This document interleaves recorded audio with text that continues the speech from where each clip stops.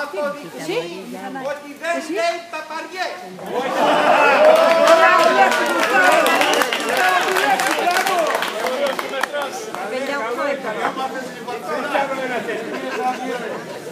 Ο αριθμός του Παπακίου 125 γενικά, επειδή είναι παρόντες οι άνθρωποι, αυτούς που εγώ λέω φέρτε τους φίλους σας και οι ανωνυμογράφοι λιβελογραφούν, θα τους ευχαριστήσω για το 1.500 δώρο που κάνανε στο Σύλλογο του το χωριό. Μπράβο!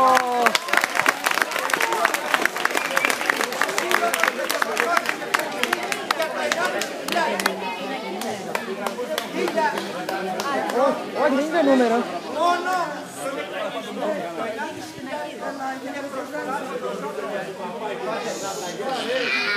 τι λέει, δεν καταλαβαίνω. Δεν είναι πυροπινακίδα. κάναμε τόσο ακριβό δώρο. Το κάναμε γιατί τα παιδιά του χωριού μας πριν από 3-4 μήνες τα νέα τα παιδιά ταλαιπωρήθηκαν. Και το ξέρετε όλοι. Τον πουλιάρο. Είχαμε και τον πουλιάρο τα μηχανάκια. Τι είναι αυτό.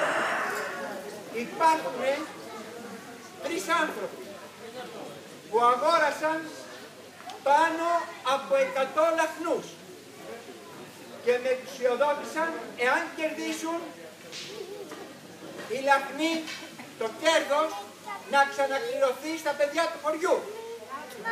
Επομένως, μπορεί να επακολουθήσει και δεύτερη κλήρωση. Το λέω για να εξηγούμε. Τώρα παρακαλώ όλα τα παιδάκια, επειδή είναι πάρα πολύ λαχνοί και μπορεί να μην ανακατευτούν μέσα σακούλια, όλα τα παιδάκια μέχρι 10 χρονών να έρθουν, να τραβήξουν τη σειρά να τραβήξουν από ένα λαχνό. Από ένα λαχνό.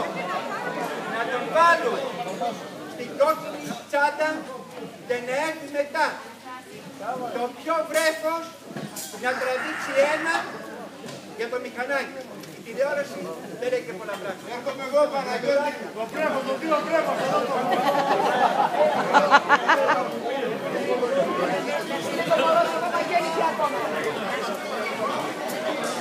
Είναι το μικρουλάκι.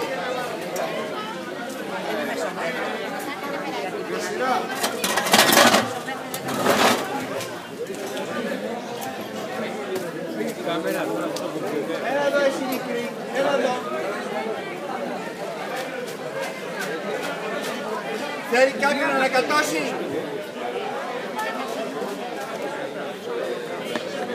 Έλα εδώ μικρή. Έλα εδώ μικρή Γιαννοπούλου. Είσαι πάνω από 10. Έλα εδώ. Δεν το ρίξω το βίντεο, δεν πάει, Πού είναι τα δικά σας? Δυστυχώς, δεν έχουμε. Πού είναι τι είναι?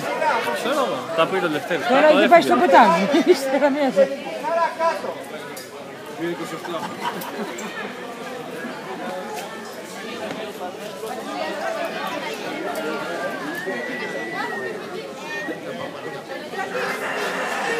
Φωνάζω, έμαθες λιβαρτζίνα.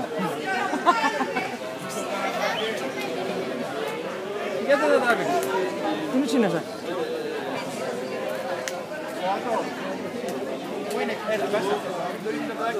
Άντε σε πάρουμε και σε ένα στράτο με τα μικρά.